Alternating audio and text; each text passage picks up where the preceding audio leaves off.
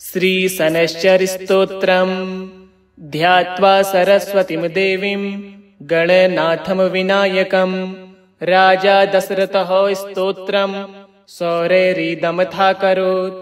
दशरथ उवाच नमः कृष्णाय नीलाय सितिकण्ठनिभाय च। नमो नीलमयूखाय नीलोत्पलनिभाय च। नमो निर्मांसदेहाय दीर्घशंश्रुजटाय च। नमो विशालनेत्राय शुष्कोदरभयानक। नमः परशगात्राय स्थूलरोमाय वै नमः। नमो नित्यं सुधार्ताय नित्यतृप्ताय वै नमः। नमः कालाग्निरूपाय कृतान्तक नमोऽस्तु ते। नमस्ते कोटराक्षाय दुर्निरीक्षाय वै नमः। नमो घोराय रौद्राय भीषणाय करालिने। नमस्ते सर्वभक्ष्याय वलिमुख नमोऽस्तु ते। सूर्यपुत्र नमस्तेस्तु भास्करे भयदायक। अधोदृष्टे नमस्तुभ्यं वपुः श्याम नमोऽस्तु ते। नमो मन्दगते तुभ्यं निस्त्रिंसाय नमो नमः। तपसा दग्धदेहाय नित्यरोगरताय च। नमस्ते ज्ञाननेत्राय काश्यपात्मजसूनवे। तुष्टो ददासि वैराज्यं रुष्टो हर्षितक्षणात्। देवासुरमनुश्चास्य पशुपक्षी सरिसर्पः तव्या विलोकिताः सौरे दैन्यमासु व्रजन्ति च। ब्रह्मा शक्रो यमश्चैव ऋषयः सप्ततारकः। राजभ्रष्टाश्च ते सर्वे तव दृष्ट्या विलोकिताः। देशानगरग्रामस्य दीपाश्चैवाद्रियस्तथा।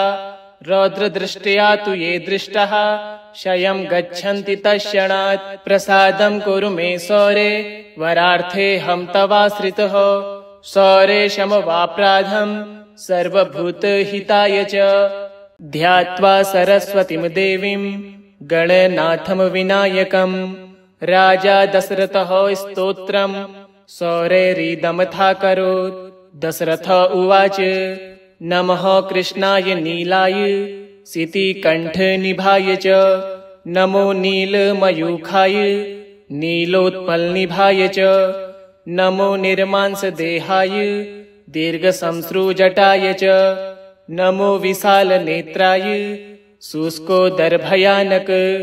नमः परशगात्राय स्थूलरोमाय वै नमः। नमो नित्यं सुधार्ताय नित्यतृप्ताय वै नमः। नमः कालाग्निरूपाय कृतान्तक नमोऽस्तु ते। नमस्ते कोटराक्षाय दुर्निरीक्षाय वै नमः।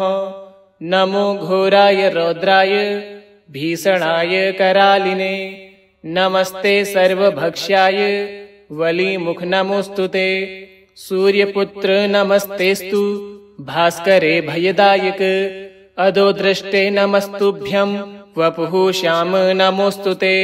नमो मन्दगते तुभ्यं निस्त्रिंसाय नमो नमः। तपसा दग्धदेहाय नित्यरोगरताय च। नमस्ते ज्ञाननेत्राय काश्यपात्मजसूनवे। तुष्टो ददासि वैराज्यं रुष्टो हर्षितक्षणात्।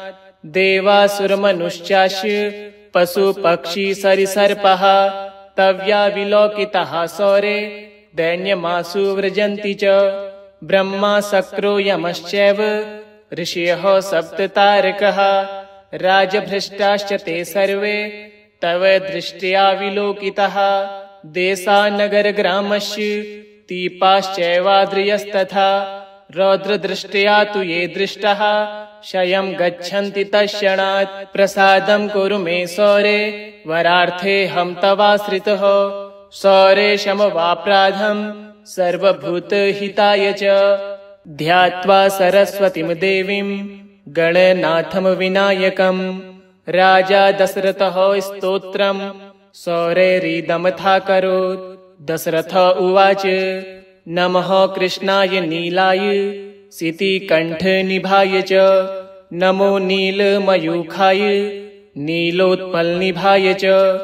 नमो निर्मांसदेहाय दीर्घसंसृजटाय च नमो विशालनेत्राय शुष्कोदरभयानक नमः परशगात्राय स्थूलरोमाय वै नमः नमो नित्यं सुधार्ताय नित्यतृप्ताय वै नमः नमः कालाग्रिरूपाय कृतान्तक नमोऽस्तुते नमस्ते कोटराक्षाय दुर्निरीक्षाय वै नमः नमो घोराय रौद्राय भीषणाय करालिने नमस्ते सर्वभक्ष्याय वलीमुख नमोऽस्तुते सूर्यपुत्र नमस्तेस्तु भास्करे भयदायक अधोदृष्टे नमस्तुभ्यं वपुः श्याम नमोऽस्तुते नमो मन्दगते तुभ्यं निस्त्रिंसाय नमो नमः तपसा दग्धदेहाय नित्यरोगरताय च नमस्ते ज्ञाननेत्राय काश्यपात्मजसूनवे तुष्टो ददासि वैराज्यं रुष्टो हर्षितक्षणात् देवासुरमनुश्चास्य पशुपक्षी सरिसर्पः तव्या विलोकिताः सौरे दैन्यमासु व्रजन्ति च ब्रह्मा शक्रो यमश्चैव ऋषयः सप्ततारकः राजभ्रष्टाश्च ते सर्वे तव दृष्ट्या विलोकितः देशानगरग्रामस्य दीपाश्चैवाद्रियस्तथा रौद्रदृष्ट्या तु ये दृष्टाः क्षयं गच्छन्ति तत्क्षणात् प्रसादं कुरु मे सौरे वरार्थेऽहं तवाश्रितः सौरे शमवाप्राधं सर्वभूतहिताय च ध्यात्वा सरस्वतीं देवीं गणनाथं विनायकं राजा दशरथः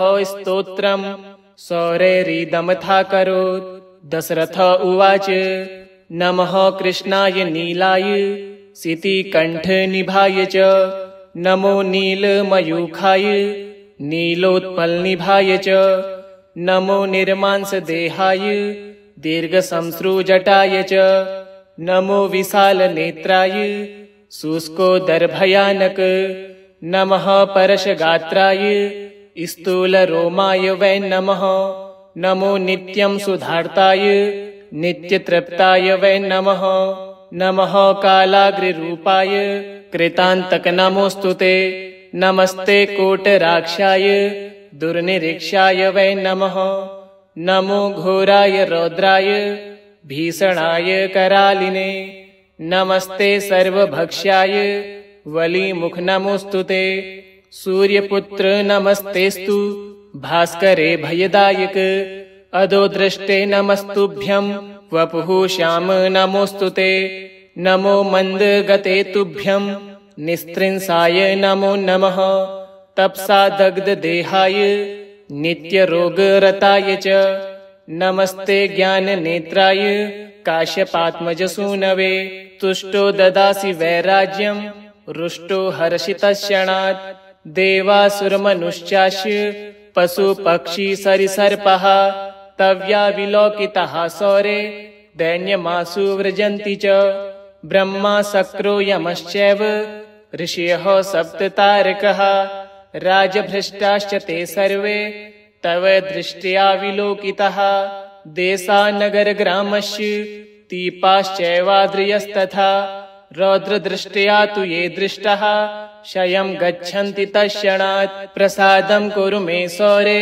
वरार्थेऽहं तवाश्रितः सौरे शमवाप्राधं सर्वभूतहिताय च ध्यात्वा सरस्वतीं देवीं गणनाथं विनायकं राजा दशरथः स्तोत्रं सौरेरिदमथाकरोत् दशरथ उवाच नमः कृष्णाय नीलाय सितिकण्ठनिभाय च नमो नीलमयूखाय नीलोत्पलनिभाय च नमो निर्मांसदेहाय दीर्घसंसृजटाय च नमो विशालनेत्राय शुष्कोदरभयानक नमः परशगात्राय स्थूलरोमाय वै नमः नमो नित्यं सुधार्ताय नित्यतृप्ताय वै नमः नमः कालाग्रिरूपाय कृतान्तक नमोऽस्तुते नमस्ते कोटराक्षाय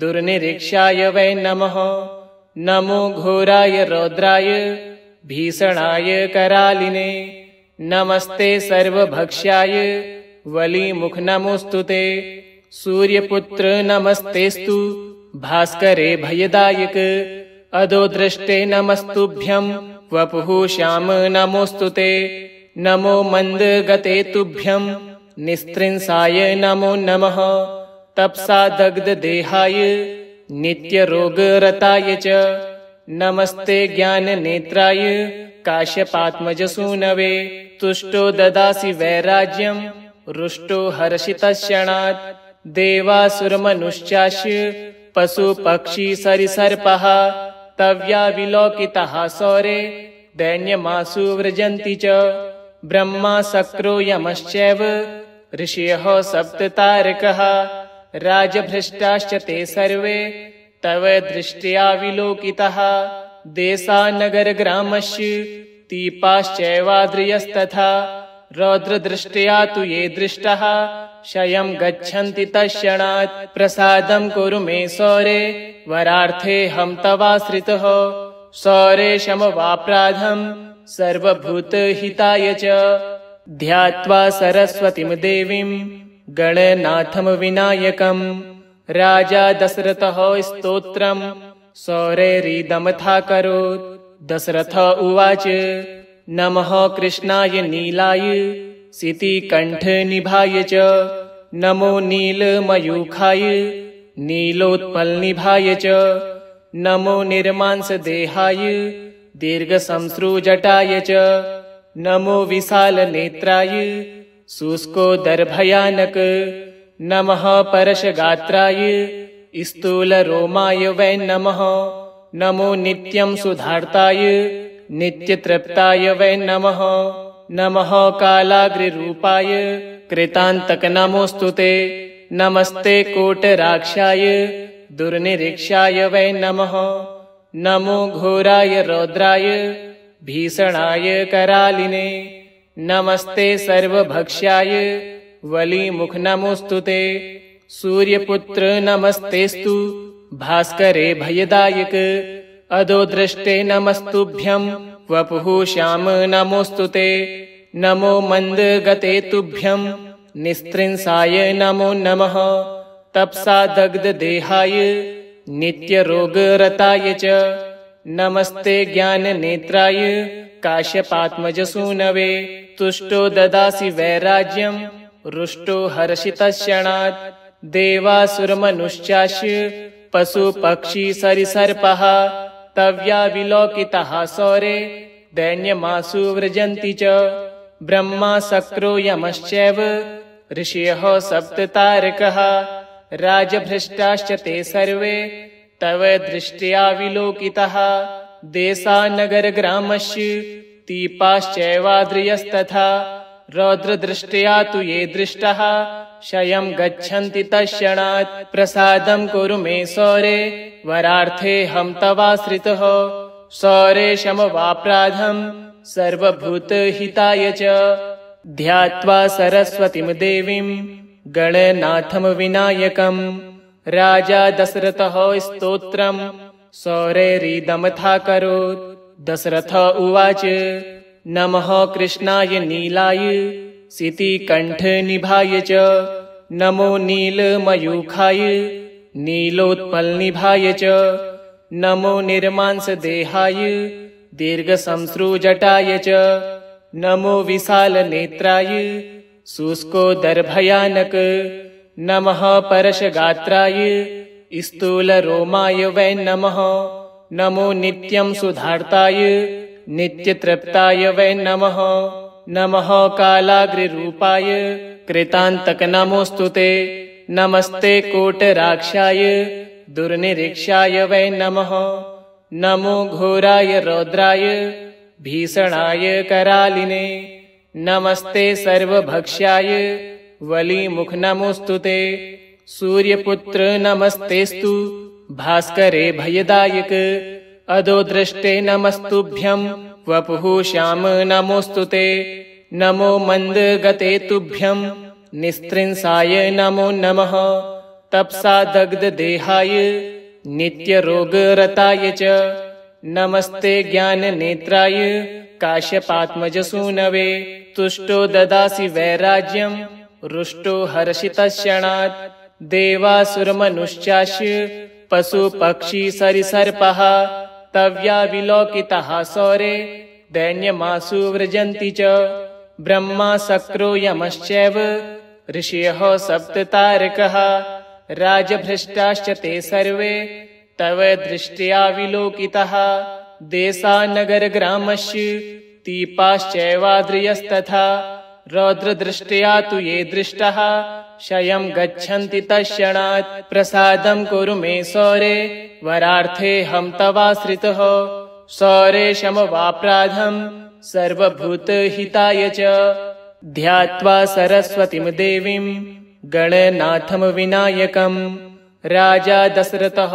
स्तोत्रं सौरेरिदमथाकरोत् दशरथ उवाच नमः कृष्णाय नीलाय सितिकण्ठनिभाय च नमो नीलमयूखाय नीलोत्पलनिभाय च नमो निर्मांसदेहाय दीर्घशंश्रुजटाय च नमो विशालनेत्राय शुष्कोदरभयानक नमः परशगात्राय स्थूलरोमाय वै नमः नमो नित्यं सुधार्ताय नित्यतृप्ताय वै नमः नमः कालाग्ररूपाय कृतान्तक नमोऽस्तु ते नमस्ते कोटराक्षाय दुर्निरीक्षाय वै नमः नमो घोराय रौद्राय भीषणाय करालिने नमस्ते सर्वभक्ष्याय वलिमुख नमोऽस्तु ते सूर्यपुत्र नमस्तेस्तु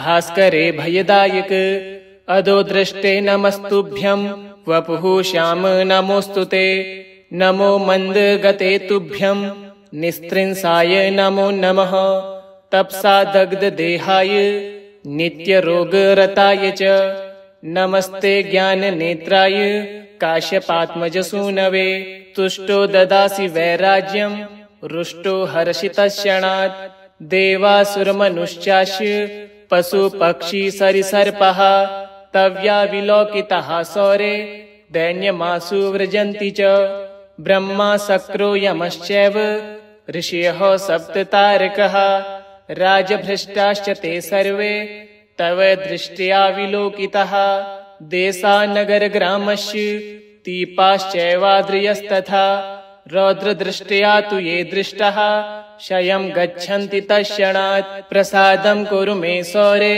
वरार्थेऽहं तवाश्रितः सौरे शमवाप्राधं सर्वभूतहिताय च ध्यात्वा सरस्वतीं देवीं गणनाथं विनायकं राजा दशरथः स्तोत्रं सौरेरिदमथाकरोत् दशरथ उवाच नमः कृष्णाय नीलाय सितिकण्ठनिभाय च नमो नीलमयूखाय नीलोत्पलनिभाय च नमो निर्मांसदेहाय दीर्घशंश्रुजटाय च नमो विशालनेत्राय शुष्कोदरभयानक नमः परशगात्राय स्थूलरोमाय वै नमः नमो नित्यं सुधार्ताय नित्यतृप्ताय वै नमः नमः कालाग्ररूपाय कृतान्तक नमोऽस्तु ते नमस्ते कोटराक्षाय